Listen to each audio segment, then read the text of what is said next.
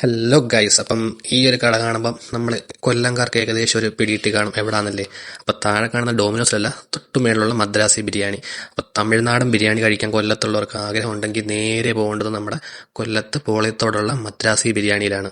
കോളേജിൽ പഠിക്കുന്ന സമയത്തെ എൻ്റെ ഒരു ഓൾ ടൈം ഫേവറേറ്റ് ആണ് ഈ തമിഴ്നാടൻ ബിരിയാണി. അപ്പം എനിക്കിത് ഭയങ്കര ഇഷ്ടമാണ്. അപ്പം ബിരിയാണി, തമിഴ്നാട് സ്റ്റൈൽ ബിരിയാണി ഇഷ്ടപ്പെടുന്നവർക്ക് മസ്റ്റ് ട്രൈ ആണ്. അപ്പം ഞങ്ങൾ ഇന്ന് ഓർഡർ ചെയ്തേക്കുന്നത് ഒരു ചിക്കൻ 65 മുഗൾ ബിരിയാണിയും അതേപോലെ തന്നെ ഒരു നോർമൽ ചിക്കൻ മുഗൾ ബിരിയാണിയാണ്.